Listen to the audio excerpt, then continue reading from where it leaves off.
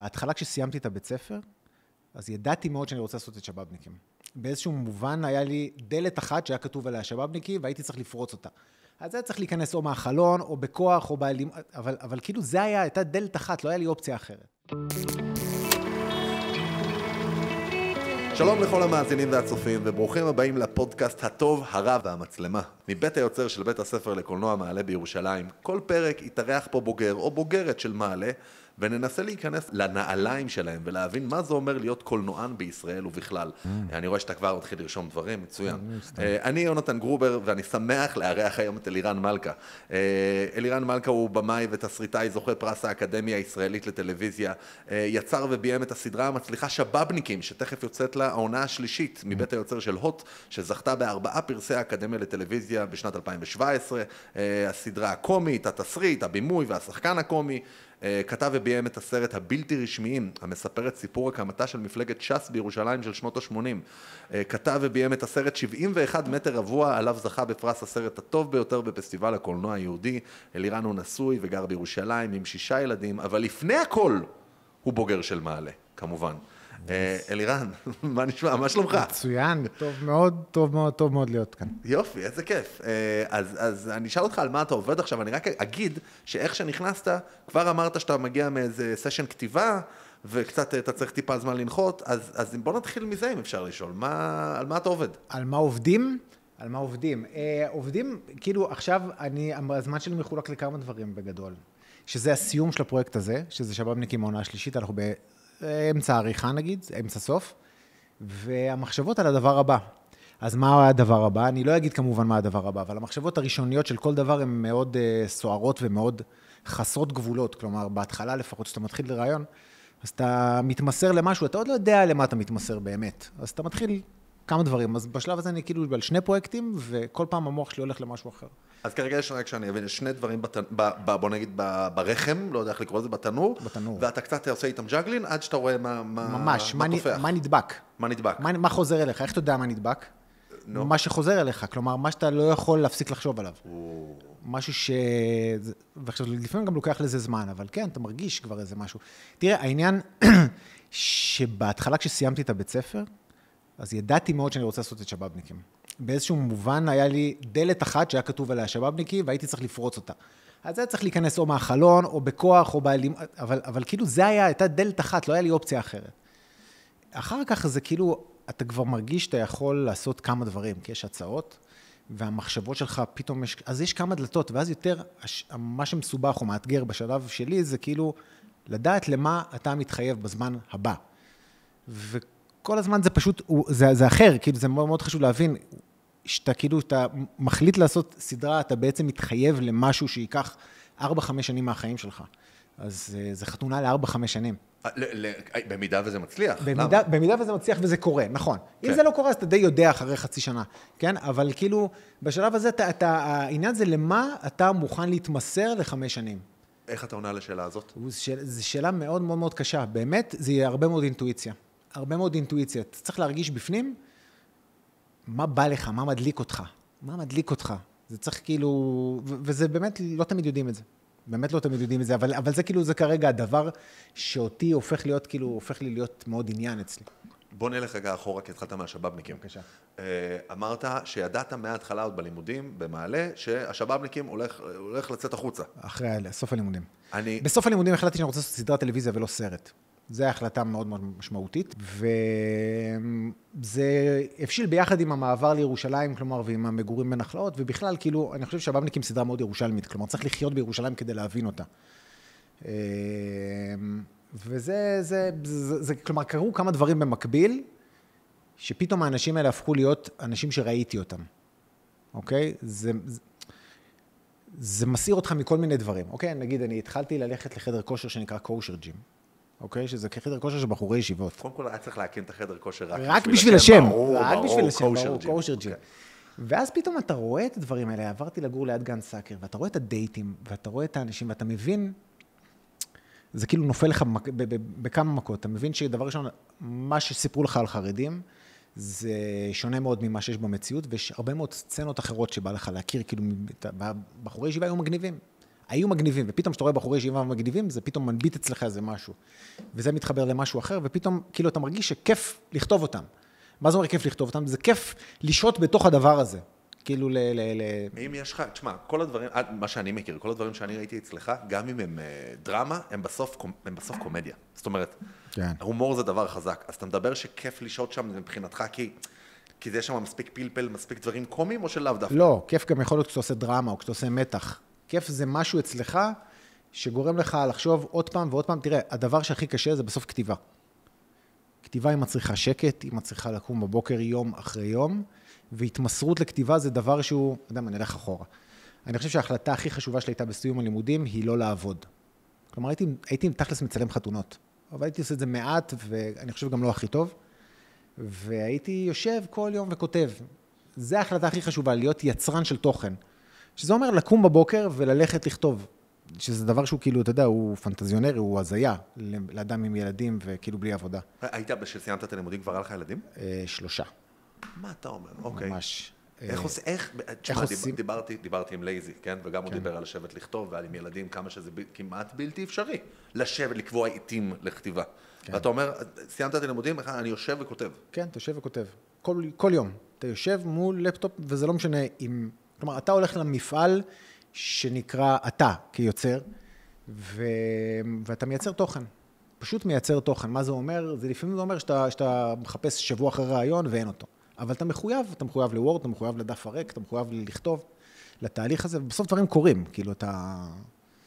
זה התחושה שלי, כלומר, זה לדעתי, זה ההחלטה הכי חשובה שקיבלתי בסוף. של לשבת ושל לא ללכת לעבוד? כן. ולשבת ולכתוב. כן, היה לי הרבה נגיד הצעות ללמד, כן? ואני מרגיש שזה הדבר הראשון ששם אותי בצד, כאילו במובן הזה של להתחייב לדבר ולהתמסר אליו. זה לא, אי אפשר לכתוב בין 8 ל-10 בלילה. אפשר, אבל אתה צריך את 6-7 שעות, בגלל שכתיבה, ואני לא יודע כמה רוצים להיכנס לזה באמת, כי זה כאילו רוב העולם שלנו הוא עולם, כלומר, אתה צריך שקט, זה אומר שאתה צריך לשים דברים בצד, אתה צריך כאילו להתמסר לדבר, להיות שמה, לחשוב על הדבר, להסתובב עם פתקים, עם מחברות, עם מחשבות, לראות דברים, להראות לאנשים אחרים, לקבל תשובות שליליות, כאילו, כל התהליך הזה הוא תהליך של התמסרות. בתוך כל התהליך הזה של היצירה, החל מכתיבה ורעיון, וזה שלב, זרקת משהו שזה השלב הקשה. אתה אוהב את השלב הזה? או שזה, אתה, כאילו, או שהוא אמצעי בדרך ליאללה, אוקיי, יש כבר את התסריט, בוא נלך לפן. לא, אתה חייב לאהוב את השלב הזה, כדי שהוא יקרה, אתה חייב לאהוב להיות בשלב הזה. אתה חייב. כלומר, נגיד שיש לך שבאבניק, נגיד אתה מסתכל על 4 בחורים ואתה אומר, אוקיי, אני אעשה את זה ואת זה ואת זה. אוקיי, סבבה, אז יש לך עמוד אחד, יש לך התחלה של רעיון.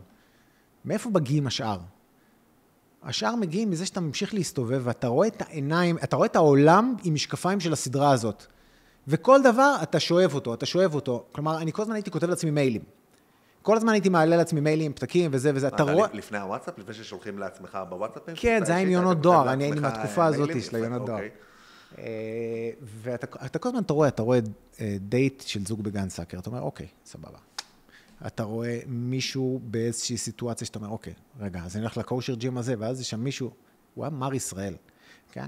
ופתאום, אתה אומר לעצמך, אוקיי, הייתה לי איזו מחשבה כזאת, שדווקא בתוך החברה הזאת, אדם עם שרירים הוא אדם פחות נחשב, אוקיי? משקיע בשרירים הלא נכונים. משקיע בשרירים הלא נכונים, ופתאום הייתה לי איזו מחשבה, היה איזה ליין שלעולם לא נכנס, מישהו שיש לו שרירים והוא רוצה כאילו להיות שידוך טוב, והוא צריך להוריד את השרירים. עכשיו, זה לא נכנס בשום מקום. אבל זה היה יום שהסתובבתי עם הדבר הזה, אוקיי? לא נכנס אף פעם, לא, כלומר, היו שאריות ועידודים לדבר הזה, אבל כאילו המשקפיים שאתה הולך איתם הם משקפיים של דבר אחד, ואתה פשוט רואה את העולם דרך זה. אני הייתי, אמרתי לך קודם, לפני שהתחלנו להקליט, שהייתי בשיחה שלך לפני, לא יודע כמה שנים עברו מאז, אני כבר לא טוב, ואני מרגיש שכל השנים מתערבבות. אבל בוא נגיד, בין לפני 3 ל-20 שנה הייתי בשיחה שלך, ודיברת על שבאבניקים, היית שם עם אורי אליזרוביץ', ומה שאני זוכר, תקן אותי, בוא נראה אם אתה עדיין זוכר דבר כזה, שאמרת משהו על זה שבכלל כל הקונספט לסדרה התחילה לך בכלל מלחבר גרוב לחליפות של חרדים. כן, בטח. זאת אומרת, דמיינת את החצוצרות כבר, את המוזיקה. יש פלייליסט ביוטיוב שנקרא שבאבניקים, שהוא 5 שנים לפני שצילמנו את הסדרה. של פלייליסט של מוזיקה קיימת. של מוזיקה קיימת, כן, כן, כן, פאנק. הרוב היה פאנק. שמזה, זה מה שהניע לך את כן, יש משהו, כלומר, תראה, בסוף זה לא רק על הדבר עצמו, אלא כמו שאני ראיתי אותו. אני ראיתי בהם משהו, אוקיי? החליפות פתאום התחבר לי לדבר אחר. אוקיי? התחבר לי לתקופתיות, התחבר לי קצת למאבק של השחורים בארצות הברית, התחבר לי לאיזה גרוב מסוים, יש משהו בסטייל שלהם, בהשקעה בבגדים, השקעה בחליפות, יש איזה סדרה או סרט שקצת לקח, זאת אומרת, השראה? בהתחלה אמרו שזה הפמליה. נכון, לא חשבתי על זה בכלל, מעניין. כן, אנטוראז'. זה נשמע שאתה לא אוהב. לא, אני פשוט ראיתי מעט מאוד פרקים מהדבר הזה, אבל כן, כאילו מישהו פעם תראה את זה בתור הפמליה בבית מדרש. אני לא יודע להגיד את זה, אבל... זה תיאור טוב, שתדע. זה תיאור נהדר. כן, כן, זה תיאור נהדר. אי אפשר שלא להימנע מלראות שיש איזשהו חוט שני שעובר בין הדברים שאתה עושה.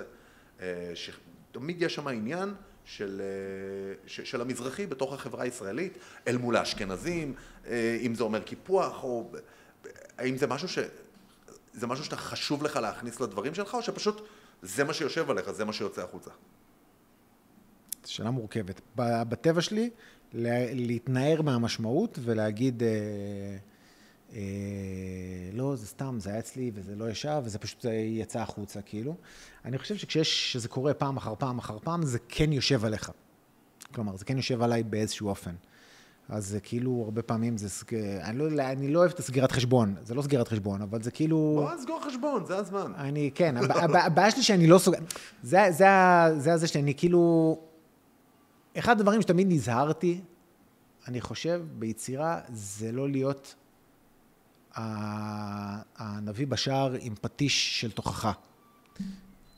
אני חושב שזה באופן עקרוני, זה לא אפקטיבי ולא עובד.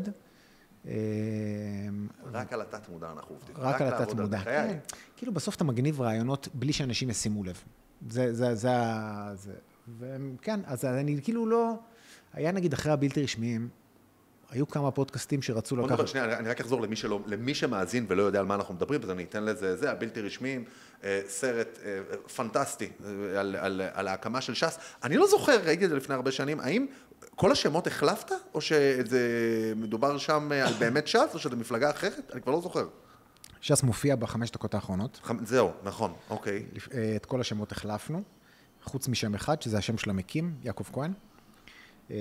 לא החלפנו את השם, כלומר, לצלול לתוך הסיפור של הסרט הזה, זה כאילו קצת, זה בעצם סיפור על אדם שהיה אחד מהמקימים של ש"ס הירושלמית, ש"ס התחילה בתור מפלגה, בתור רשימה לעירייה, נגיד כמו התעוררות עכשיו. ואחד מהשלושה המקימים שלה היה אדם בשם יעקב כהן, שאחר כך, ברבות השנים, נזרק מהמפלגה ונשכח מההיסטוריה שלה. אז בעצם הניסיון היה להחזיר או ליישר קמת בהיסטוריה של המפלגה, וזה היה, לא רצינו, למרות שזה היה עם זה בעיה משפטית, לא רצינו להעלים אותו עוד פעם. כלומר, זה היה הסיפור של להנכיח את הבן אדם הזה. אז שינינו את כל השמות חוץ מהשם שלו. נגיד, הרב עובדיה לא מופיע בתור הרב עובדיה. הבנתי, מופיע בתור מרן. דווקא בגלל שהשכיחו אותו אז, ודאי. אז ניסיתם, ודאי. זאת אומרת, יצרתם קשר עם המשפחה? יצרנו קשר עם המשפחה, אבל הוא היה כבר חולה בשלב הזה, והוא נפטר. שנה אחרי שהסרט יצא. הוא ראה את הסרט? אני לא יודע. אתה לא יודע. זה מה שאני יכול להגיד. נטע אריאל, מנהלת של מעלה, סיפרה לי, כשהיא קראת את התסריט לבלתי רשמיים, היא אומרת שזה לא קורה לה כמעט אף פעם, היא התגלגלה מצחוק לאורך הקריאה של התסריט. של משהו שמאוד נדיר שקורה שאתה קורא תסריט, כי זה לא כמו גם מילא מספר, תסריט זה עוד יותר אפילו, זאת אומרת, בגלל שאיכשהו רשום והכל, אז זה קשה לצחוק. וקודם כל, תספר עלה איך באמת התחלת להתגלגל על התסריט הזה, ושוב אני אחזור לעניין של ההומור. אם אתה יכול, האם חשוב לך להכניס הומור בכל יצירה? לא חשוב, תראה, השאלה זה איך אתה רואה את העולם. איך אתה רואה את העולם? כן, אני לא יודע איך אני רואה את העולם, אבל אני יודע שאני רואה אותם דרך הפרספקטיבה הזאת. קשה לי לכתוב משהו שאין בו פרופורציות מזה, כלומר, אני לא יכול לכתוב... בוא נגיד ככה, אין לי שום מאמץ בלעשות את ההומור הזה, גם אם לפעמים הבדיחות שלי, כלומר, אני יכול לשבת על בדיחה, זה כן. ואז אני מקווה לפעמים שזה יותר בעריכה או לא, אבל כלומר, זה לא איזה רצון לעשות הומור. זה פשוט השאלה של איך אתה, באמת, כשאתה רואה את העולם ככה, אז יש משהו שמצחיק. בסוף, אתה מבין, אפשר היה לעשות סדרה על 4 בחורי ישיבה, שהיא דרמה כזאת, אוקיי? או אפשר היה לעשות סרט על הקמה של ש"ס, שהיא דרמה פוליטית. מותחן פוליטי כזה. אפשר, ברור שאפשר לעשות את זה. אני מרגיש שכאילו תמיד הדברים שלי להיסחף לתוך הדבר הזה, גם ביחד עם הדרמה יש גם איזה פרופורציות, כאילו. אתה מבין? כלומר, דברים גם משעשעים אותי. אני לא יכול, כאילו, זה חלק מההתאהבות שלך בדבר, זה גם לצחוק איתו. כן. אתה מבין? כן, כן. ככה אתה רואה את הסיפור, זה לא ש... זאת אומרת, ככה אתה חווה את החיים, זה לא עניין של להתאמץ, איך אני מכניס פה, איך אני מקליל את האווירה. נכון. מה שכן, זה אף פעם לא תמיד קומדיה לגמרי. כלומר, נגיד, באמצע העונה השנייה שהפרקים יצאו, פתאום שמתי לב לאיזה משהו מוזר, שתמיד בדקה 25 או 26 של הפרקים, של שבאבניקים, משהו מתהפך מבחינת הזה. תמיד יש שם איזה רגע דרמטי אחד. זה נשמע דבר נהדר. זה נשמע דבר נהדר שכאילו שאתה פתאום עולה עליו באמצע העונה השנייה. זה כאילו, זה אחרי שאתה עושה 20 פרקים, פתאום אתה מבין שיש איזה זרם שמניע אותך מלמטה. ואז אתה אומר לעצמך, אוקיי, אז כאילו יש איזה שלב שבו יש קומדיה, אבל קומדיה מוליכה אותך לאנשהו, ואז פאף, יש איזה רגע אחד שהוא כנות, ואמיתי, ואז משם אתה כאילו, אתה משחרר את הקומדיה, אתה פתאום יכול להתמסר לרגש, אתה יכול לעשות דברים אחרים. זה לא תמיד נכון לכל הפרקים וכאלה, אבל... איזה קטע, אבל שזה משהו שאתה מגלה רק בעונה השנייה? נכון, זה מה שמוזר, אתה מבין? אתה עושה כל כך הרבה פרקים, ואז אתה אומר, אוקיי, כאילו זה ככה. אז כן, אז זה תמיד, כלומר, תראה, מקום של רגש, הוא לא תמיד מבדיל את עצמו בין קומדיה לדרמה. כשרגש חשוף, אז הוא כאילו יוצא. אני חושב שזה גם זה הדברים שאני אוהב לראות, וזה הדברים, כאילו, נראה לי, אז קיצור, זו שאלה שלך, אם אני עושה קומדיות, אני לא רואה את עצמי כאדם שעושה קומדיות. אני יודע שאנשים רואים את זה אצלי, אתה מבין? כן. אני לא רואה את עצמי כאדם שעושה קומדיות. נהדר, יופי. אני לא איש שעושה קומדיות. אל תגידו שאני עושה קומדיות. תפסיקו עם זה כבר. תבטלו את זה, אוקיי. בוא נדבר קצת על רגעי היי ולואו. אם יש לך איזה ככה משהו שאתה זוכר ספציפית. אני לא זוכר את ההיי, אני זוכר הרבה פעמים זוכר את הלואו. אז למה בכלל אנשים עושים את זה? אתה לא זוכר היי? אני זוכר מלא הייים. איזה נקודה ספציפית? ביום הראשון של הצילומים של שבאבניקים, 2017, 16, משהו כזה, יש סצנה בפרק 10, שהיא סצנה של גדליה עם החוקרת, אוקיי? הסצנה הזאת, למרות שהיא בסוף פרק 10, היא בעצם הייתה הסצנה השנייה שצולמה ביום הראשון של הצילומים, כלומר, צילמנו אותה בשעה 7 בבוקר. ואני זוכר את עצמי יושב מול המוניטור, והוא מדבר שם, הוא בחור ישיבה עם תסכולים, ופעם הראשונה הוא פותח את הלב שלו, וזה היה נגיד, זה היה מונולוג שהוא עשה באודישן. הוא עשה אותו כמעט אחד לאחד כמו שהוא עשה באודישן, לא שינה כלום. הוא שחקן מבריק.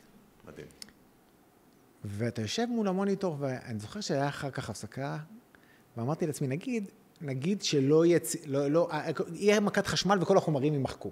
ותישאר רק הסצנה הזאת, וישדרו רק את הסצנה הזאת, אמרתי לעצמי, בוא'נה, זה יכול להיות טוב. זה מספיק. עובד, כן, שישדרו את זה, אני עשיתי שלי.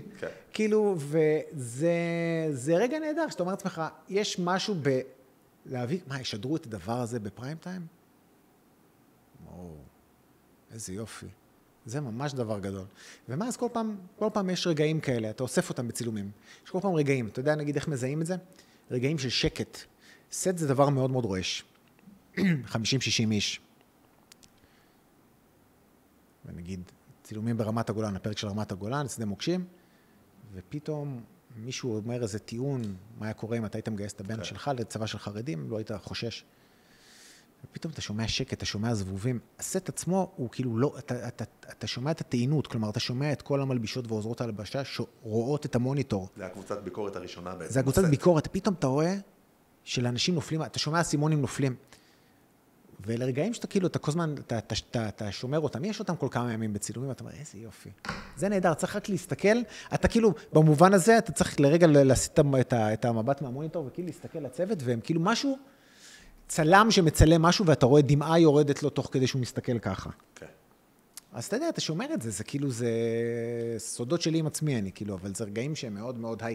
דבר ראשון, כי אתה יודע שהרגע הזה בוודאות עובד, וגם אתה יודע שזה סימנים בדרך של היצירה לזה שאתה עושה פתאום מקום טוב.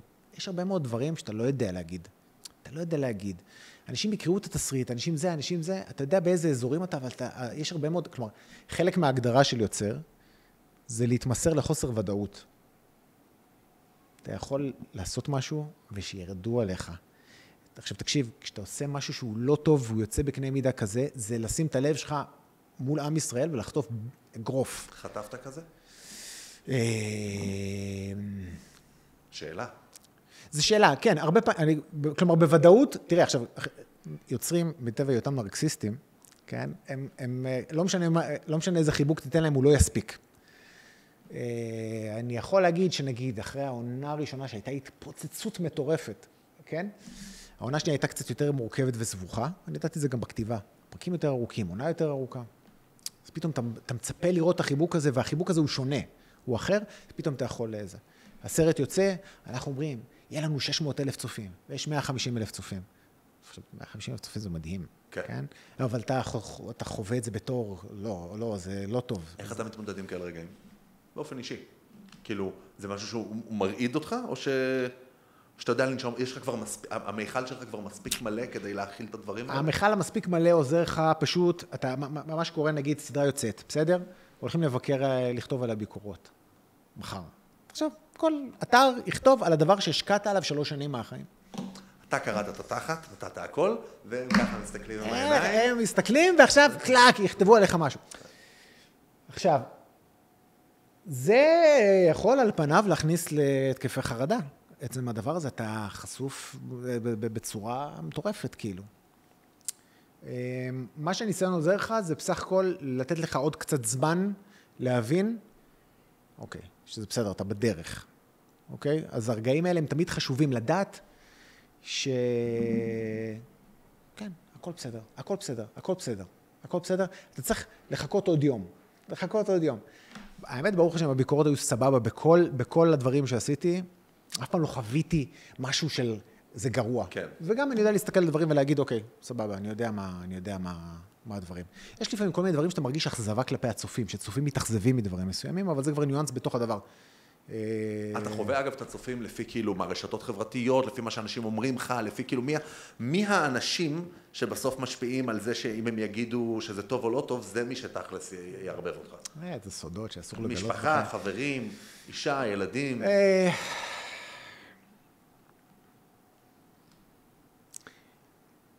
זה קשה להסביר את זה. האמת, קשה להסביר את זה. אם אתה, בוא נגיד, הכי טוב, כשאתה מוציא משהו כזה, להתחיל לעשות דבר הבא. אוקיי? להיות כבר ביצירה של דבר הבא. שמת, זרקת, שכחת, עכשיו אתה מתעסק בדבר הבא, זה הכי טוב, כי כשאתה נמצא במצב שברירי, אתה תפרש, לא משנה מה, יגידו לך, תשמע, זה היה מדהים. עכשיו, אתה תיכנס לסרטים מזה שהוא אמר רק, זה לא היה מדהים. בגלל שהוא לא אמר את זה עם 10 סימני קריאה, אתה עכשיו, לא, ואבוי, איך הוא אמר את זה. אני חוזר כן, סליחה, תמשיך. אז כאילו, אתה יודע, אז תמיד, אז כאילו, בסוף זה תלוי בי. אוקיי, באיזה מצב אני נמצא, וכאילו באיזה... אני מרגיש שכל הדברים שעשיתי, אני מאוד הושקעתי בהם. כלומר, הם היו סיפורים אישיים שלי, שרציתי לעשות. מה שהופך את זה לעוד יותר חשוף ופגיע. כן, אבל אני הרגשתי שתמיד הם היו טובים, כלומר, אני חתמתי על כל דבר. לא היה דבר שהוצאתי ואמרתי, לא היה דבר כזה. יש משהו שהיום אתה רואה של פעם, שאתה כזה עושה לך קצת קיבוץ? ברור. ככה זה עובד, אתה אומר. אתה רואה דברים שלך מלפני. כן, כן, אבל זה סבבה. זה סבבה. יש ספר שנקרא היצ'קוק טריפו, שזה בצורה מפתיעה, היצ'קוק מדבר עם טריפו. שם טוב, זה ספר נהדר. וכאילו אתה רואה איך שהוא מתייחס, היצ'קוק עשה המון סרטים. אני חושב קרוב ל-50. ואתה רואה איך הוא מדבר על סרטים שהוא עשה, והוא אומר לו על איזה סרט, הוא אומר, כן, זה היה סרט לא טוב, עשיתי שם כמה שטויות, וממשיך הלאה. אז חלק מהדבר הזה, זה גם, אתה מבין שזה מפעל, כלומר, אני לא רק אומן, אני פועל שקם בבוקר ומחויב להוציא דברים, ואני עושה את הדברים האלה, ואם הם יהיו טובים, זה יהיה מדהים, ואם הם יהיו פחות טובים, אז זה גם יהיה סבבה, ואנחנו נמשיך הלאה, כי הכל זה, אתה יודע, זה חלק מתוך מסה מצטברת של דברים. זה עוזר מאוד לחשוב על עצמך כפועל. כלומר, לי זה עוזר לחשוב על עצמי כפועל. כן. ולא על כמרכז העולם והאור שצריך לגאול את התוכן במדינת ישראל. נכון. אתה פועל, אתה מסיר מעצמך הרבה דברים. אני רוצה רגע לחזור, אנחנו עדיין בהיי, עדיין ברגעי ההיי. עדיין בהיי. דיברת על קודם כל רגעים מקסימים, שאני מאוד יכול להזדהות דווקא בתוך הדוינג הרגעי האלה, שפתאום משהו קורה ואתה מצלם משהו והוא נהדר והכל. ולכאורה, האדם הסביר יכול לחשוב שהרגעי האי זה ברגע שסיימת לאפות את כל ההוגה והיא מוכנה, ועכשיו הלקוחות תואמים את ההוגה.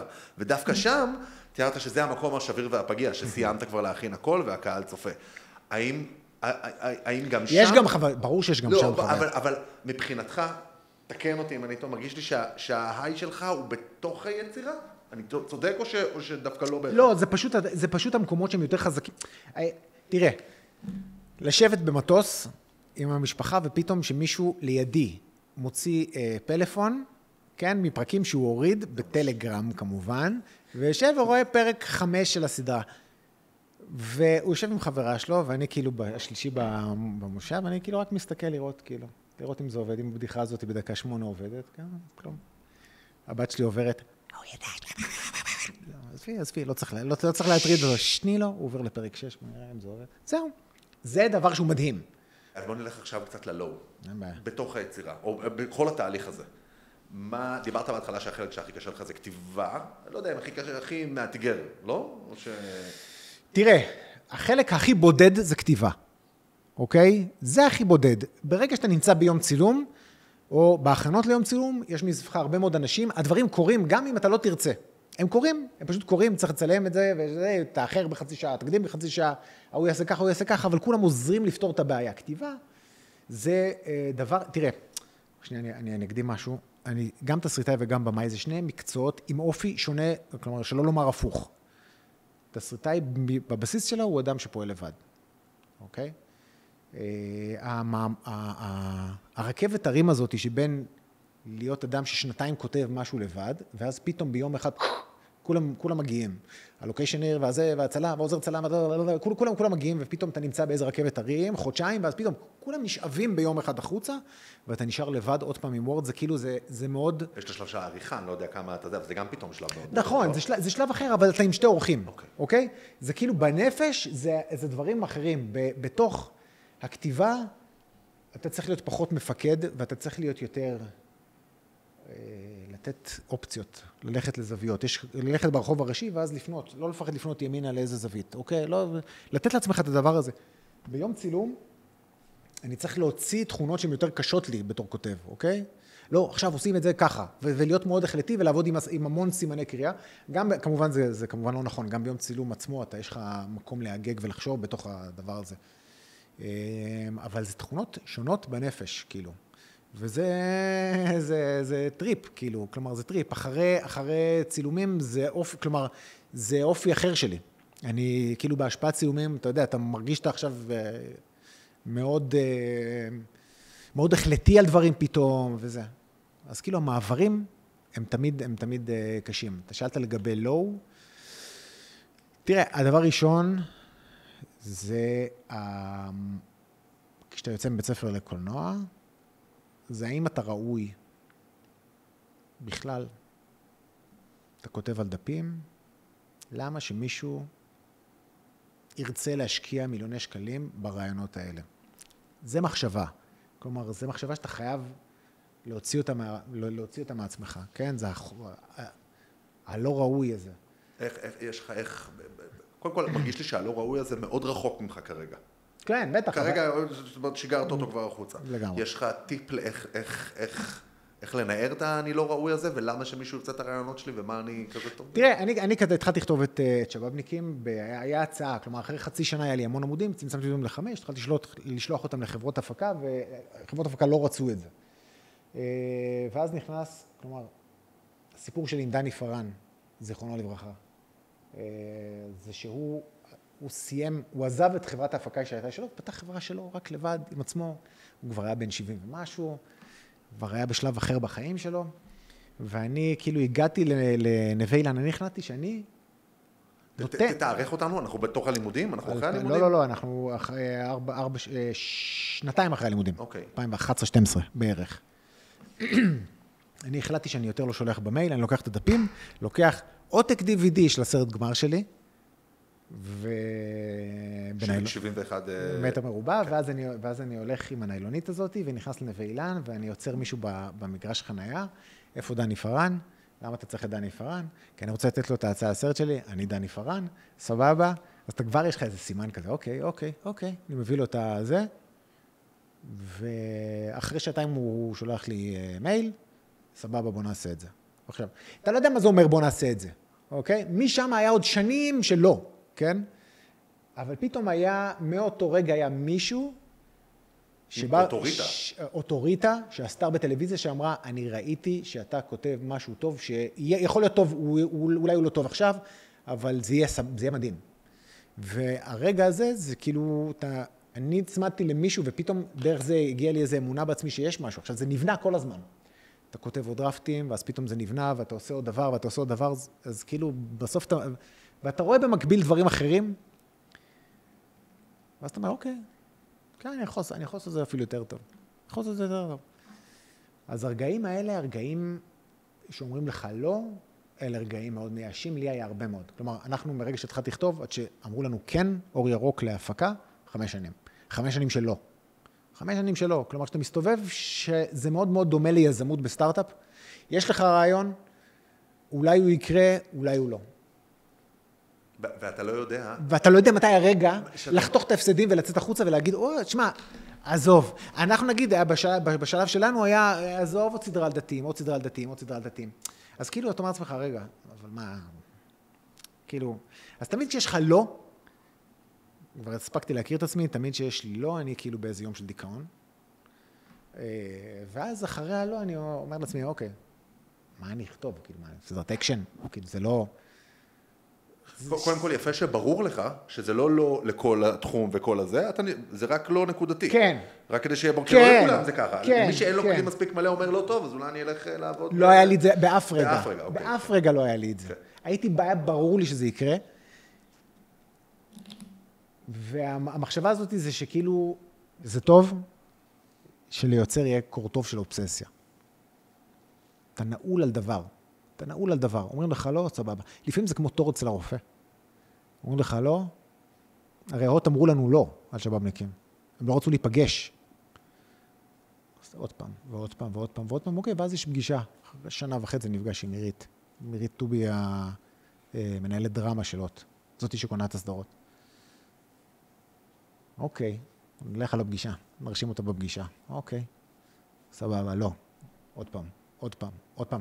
עכשיו, צריך להעביר את זה למי שלא מכיר, יש בעצם, אתה עושה מוצר, אני עשיתי מוצר, זה המוצר שלי, יש 4 אנשים שיכולים לקנות אותו בארץ. זהו. כלומר, אם הם יגידו לך לא, זהו, זה כאילו, אין לך מה... 4 לקוחות. 4 לקוחות. אתה עושה מוצר. 5 בעצם, 5. אז תלוי באיזה שנה. כלומר, ערוץ 10, ואז היה 12, כלומר, 12, 13, 13, כמעט לא קונים סדרות. בוא רק נבהיר למי שלא יודע על מה מדובר. בעצם, היחידים היום שאתה יכול לקרוא להם סדרות, לא סרטים, סדרות, יש לך רשת, קשת, כאן, הוט, יס. בוא נלך הפוך ברשותך. בניגוד לסרט, שאתה עושה אותו וכותב אותו ומחפש מימון, טלוויזיה היא לקוח. יש לך שותף שקונה ממך את הדבר, אוקיי? זה אומר שהוא שותף לאורך כל הדרך, אוקיי? עכשיו, מה שאמרת הוא נכון לשנים מסוימות. כשאני התחלתי את שבאבניקים לא היה תאגיד. הערוץ הראשון לא קנה אף סדרה, אוקיי? מה שידרו שם? אני רוצה להיזכר עמוד האש, שידרו שם את עמוד האש. אז זה היה, אז לנו היה הוט, יס, שהיו מאוד חזקים, היה את ערוץ 12, 13 ו-10 בעצם. אז זה בעצם 5. עכשיו, אתה עושה מוצר ל5 אנשים ואתה עובר דרכם, כן? ולא, אתה יודע, זה כאילו, זה לפעמים חוויות מאוד קשות, שאתה כאילו, אתה מרגיש שאתה עושה משהו מדהים, ואז אתה בא לפגישה ומישהו אומר לך, אבל אני לא מבין, מה ההבדל, כלומר, מה ההבדל בינם לבין דתיים לאומיים? שזה השאלה הכי תל אביבית שיש בעולם בעצם. ואז אתה אומר לעצמך, רגע, וואו, הפער כל כך, זה כאילו, אני צריך, איך אני מתחיל להסביר את הדבר הזה? איך אני מתחיל להסביר את הדבר הזה שחרדים ולא דתיים לאומיים? זה כאילו, וואו, מאיפה אני מתחיל? ולפעמים זה מייאש. היה שלב שערוץ 10 כזה פתאום האמין במשהו, והם הזמינו הקראה, מה שאומר שכתבתי פרק, וליהקתי 4 שבאבניקים, שהם אף אחד מהם לא סיים לזה, עולה 4 שחקנים, ועשינו בעצם פרק של 20 דקות כאילו, שהוא לייב, כמו הצגה. זה קורה עוד היום כאלה דברים? היום זה חלק מתהליך? אני לא מכיר את זה, היום זה לא חלק מתהליך, אוקיי. אני לא מכיר שעשו את זה עוד פעם. אבל זה כאילו, נגיד, אתה יודע, אתה עושה את הדבר הזה, אתה משקיע ב3 חודשים, ואז כאילו, יכולה להיות שאלה, אנחנו לא מבינים את הסוג הומור, עכשיו, כל הדברים האלה, התכונה הכי טובה זה, אני אגיד לך איפה הטריק. הרבה פעמים אומרים לך משהו, כלומר, יוצר לא יכול להינהל, הוא חייב לשמוע כל הזמן, כי הוא חייב להשתפר. אז אתה נכנס ליום של דיכאון, ואז אחר כך אתה קם בבוקר ואומר, אוקיי, אנחנו נקרא את זה. אנחנו נעשה את זה יותר טוב. פשוט נעשה את זה יותר טוב. ולפעמים, אתה צריך להיות אני לא שומע. לא. זה ככה, והגבול הדק ביניהם, שהוא אגב, הוא ממשיך, זה לא קשור לי אם עשית העונה ראשונה או שנייה, הוא תמיד נמשך. מתי אתה מקשיב ומתי אתה לא מקשיב. אז בסדר. אם אני נעלב? התשובה היא כן, נתחיל בזה. אבל עכשיו... שאלה ממה אני נעלב? לא, בהיבט הזה, בתחום הזה. הרבה פעמים, כן, שאנשים נותנים ביקורת, לפעמים זה ברמת הביקורת ואז זה לא נוגע בך, לפעמים זה משהו על הקישקע של היצירה, וזה פתאום כזה נורא מעליב. הנעלב, תראה, לפעמים זה תסכול או ייאוש, או נגיד, לא עשיתי את העבודה שלי טוב, או אנשים לא מביאים, אבל זה לא, נעלב זה צריך להיות ממישהו שנתת לו זכאות להיכנס לך לתוך הלב. כלומר, זה בני משפחה בסוף.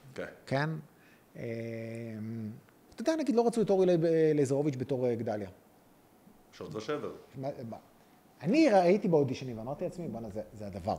זה הדבר הכי מדהים. ואז פתאום רואים את האודישן, אתה נמצא בחדר, בגלל שזה אמרנו שזה גוף שידור, אז אתה נמצא בחדר עם עוד אנשים, הפקה וכאלה וזה, ומסתכלים על האודישן, ואז מישהו יכול לבוא ולהגיד לך, תשמע, זה כאילו, הוא משחק כאילו זה סדרת ילדים. ואתה אומר לעצמך, רגע, זה לא הגיוני. זה לא הגיוני, מה אני, כאילו, אני רואה את הדבר הזה מדהים. זה לא שאנחנו כאילו... זה קטע שזה גם הערה שאני יכול להבין למה אפשר לחשוב את זה. אתה יכול להבין למה, אתה בטח שאתה יכול להבין, אבל כאילו, אני אומר לעצמי, לא, זה הדבר, זה כאילו, זה הפוך. ואז אתה אומר לעצמך, לא, יש מקומות שבהם אתה מתעקש, כאילו, כי אתה ראית איזה משהו. וזהו, אתה יודע, בסוף זה כאילו, זה... הרבה דברים, אתה מסתכל עליהם אחרי התהליך, ואתה אומר, הנה, אתה זוכר שהם אמרו ככה ולא ככה ולא ככה ולא ככה, והנה, זה קרה, וזה פצצה. כן. וזה רגעים שכשאתה שומר אותם, אז הם אוקיי. אז אתה תזכור אותם אחר כך, אתה תזכור את זה. אני אשאל אותך משהו אחר. איך עובדים עם ילדים קטנים בבית? לא עובדים עם ילדים קטנים בבית. אני לא עובד בבית. איפה אתה עובד? לא בבית. כלומר, נכון לאותם שנים, בתי קפה, ספריות, אחר כך אולי משרד, אבל כמעט לא כתבתי אף פעם בבית. קשה. זה מערבב. אני עם ילדים קטנים, אני משתי בנות קטנות, לכן כן, אי אפשר, שבבית יש אנשים... יש משהו ביציאה, בהתארגנות, ביציאה, זה משנה לך, עושה לך איזה ריסט כזה במוח. בכלל, באופן עקרוני, אני חושב שכאילו הדברים שנגיד, אני לא יודעת כמה זה מעניין, אבל אני אגיד את זה בכל מקרה, מקסימום תורידו. שהשלב שבו אתה ככותב, אתה הולך, יוצא מהמציאות שלך, אתה צריך להתנתק ולעבור את הנהר לאיזשהו מקום אחר. אוקיי? התהליך הזה הוא לוקח זמן. התהליך הזה לוקח לך שעה, שעתיים, של לעבור, לחצות את הנהר לאיפה שאתה כותב. אוקיי? ובשלב הזה, בלי חדשות, תתנקה, עזוב, שים הכל בצד. אני לא עושה, כלומר, הרבה פעמים לא עושה את זה. אתמול לא יכלתי לעשות את זה. ולא כתבתי אות.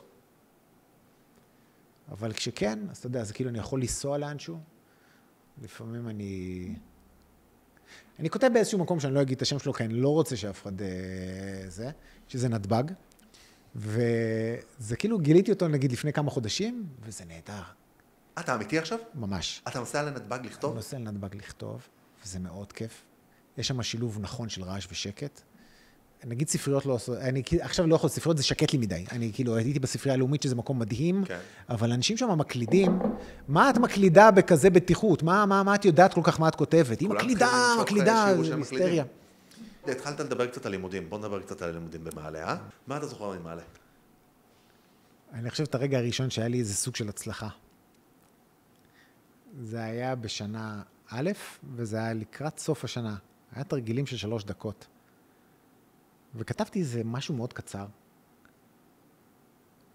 זה כאילו היה קצת כמו מבוא של שבאבניקים. היה לבחור חרדי שמתבלבל באיזה דייט, whatever, לא משנה, מאוד, מאוד, מאוד בסיסי. ואני זוכר שהיה כזה סרט ביום צילום, וואו, כאילו הצוות הלך לאיבוד, ואנשים לא ידעו מה אני עושה, והכל היה כזה מרגיש גרוע כזה. ופתאום אתה מכניס היה קסטות, דיבי, היה קסטות זה, ואתה מכניס את הקסטה, ופתאום אתה רואה כיתה שצוחקת ממשהו.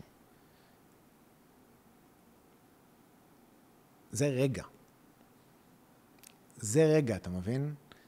שאתה מקשר בראש שלך בין החוויה הסיוטית שהייתה לך בלילה של הצילום הזה, לבין מה שקורה עכשיו, ואתה אומר, אוקיי. יש תמורה לאגרה.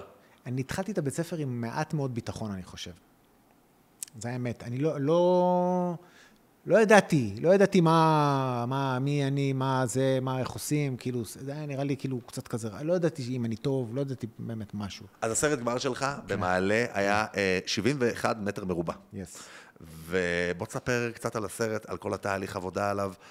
היה דיבור, אני רק אגיד לך מאחורי הגב, שיאיר רווה, מבקר הקולנוע יאיר רווה שמלמד במעלה, טען בזמנו שזה הסרט הכי טוב שיצא ממעלה. נכון לאז, מאז הוא פח אשפה הסרט שלך, אבל נכון לאז, הוא היה תחתית, הוא היה נהדר. מה אתה זוכר, קודם כל אם אתה יכול לספר בכמה מילים מה זה הסרט הזה, ומה אתה זוכר על העבודה עליו? אני חושב שזה קשור, התהליך, הסוף של הסרט הוא קשור לתהליך, אוקיי? וזה קשור לתכונה אחת שיש לי, שזה חוסר החלטיות, כן? כלומר, אני מאוד מאוד אוהב הרבה רעיונות, וקשה לי עם זה שיש מעט רעיונות. אז התחלתי לכתוב בסוף שנה ג', התחלתי לכתוב, בתחילת שנה ג', התחלתי לכתוב תסריט. ואז החלפתי אותו בעוד תסריט, ואני חושב שקצת בוועדות הם קצת הלכו לאיבוד ממני. כשאתה כל הזמן שיש לך את הרעיונות שמתחלפים, זה אומר שיש רעיון אחר שעוד לא עלית עליו, אוקיי? והרעיון הזה קרה לי כלומר, את התסריט הזה כתבתי בשבוע. אני זוכר את זה, כי אני קמתי באמצע הלילה, גרתי בנחלות, אז קמתי באמצע הלילה ונזכרתי בסיפור שהיה לי בכיתה, הייתי בגן, אוקיי? פתאום זה, צ'ק, נפל עליי. זה זיכרון שהיה לי מאמא שלי. מהבית כנסת. כן. וכתבתי אותו ככה מקחת. וזהו, זה כאילו, אתה יודע, לפעמים דבר ראשון, זה כאילו, בסוף, הרבה פעמים, אנחנו כאילו מחפשים סיפורים שהם רחוקים מאיתנו, כשהסיפורים, אנחנו פשוט לא, למה אתה לא רואה את הסיפור הזה? כי אתה יושב עליו. הוא כמו האור שלך, אתה מבין? אז אתה לא רואה אותו. אבל זה תמיד אתה מחפש, צריך לחפש הכי קרוב. איפה הדברים הם הכי קרוב? וגם, זה היה כזה ניסיוני מבחינתי, אני זוכר שאני קניתי מצלמת DSLR כדי לצלם את זה ככה. זה הפעם הראשונה שצילמו DSLR. אני רוצה להגיד משהו. הפעם הראשונה שצילמו DSLR עלילתי בארץ, היה 71 מטר מרובע. אני זוכר שהגיע לסט, צלם פרסומות כדי לראות איך זה. איך זה עובד. מצלמת סטילס בעצם, הייתה מצלמת סטילס שנקראת קנון 5D, זה היה הפעם הראשונה שנתנו לה פונקציית וידאו. אוקיי? וזה גם, לא יודע, זה הלהיב אותי שזה ייראה כאילו פצצה. מאוד מאוד רציתי את הדבר הזה, שזה ייראה פצצה, שזה ייראה קולנוע. אנחנו נסיים עם השאלון מהבטן, 90 שניות של אסוציאציות. אני אזרוק לך כל מיני דברים, תגיד מה שאתה רוצה, זה יכול להיות הרבה, זה יכול להיות קצת, מה שבא לך. אוקיי. אז אנחנו יוצאים ל-90 שניות. בוא נתחיל. שבאבניקים.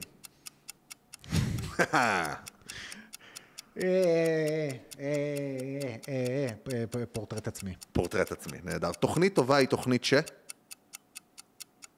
רוצה לראות את הפרק הבא? קניתי. גילטי פלז'ר? אין לי, זה פלז'ר. אין לי גילטי, כן, עזוב את הגילטי. מה הפלז'ר? עזוב את הגילטי. איזה לא יודע, מה הפלז'ר? ברי, סדרה מדהימה. מסכים לגמרי, מסכים מאוד. פרסום? כן, למה לא? כן, למה? אגו. ביקורת? כן, למה לא? בטח. שחקן שנהנית לעבוד איתו? אני לא הולך לצאת מזה, ראש. לא, רק מחמאות, אנחנו לא איזה. שולי. שולי, נהדר. הוליווד? אין לי כאילו, אין לי מה לתרום. לא חושב שיש לי מה לתרום לזה. AI? זה משהו שנצטרך להתמודד איתו, בטח שנצטרך להתמודד איתו. יש כבר עכשיו יש כל מיני דברים. זה שם. בעוד 10 שנים?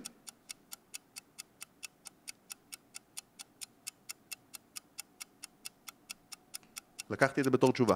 אלא אם כן אתה רוצה להגיד משהו. לא. מצוין. מצחיק אותי? מה מצחיק אותי? אנשים שלא מודעים לעצמם? מצוין. כשאגיע לגן עדן, אלוהים יגיד לי. שאלה פשוטה מאוד. אני לא יודע לענות על זה. באמת, אני לא יודע לענות על זה. זה מה שהוא יגיד לך, אני לא יודע לענות על זה. כל השאלות שיש לך, הוא לא יודע לענות עליהן. למה רק 3 עונות? אני לא יודע למה הוא יגיד לי, אני לא יודע. יכול להיות, הוא לא יודע לענות על זה.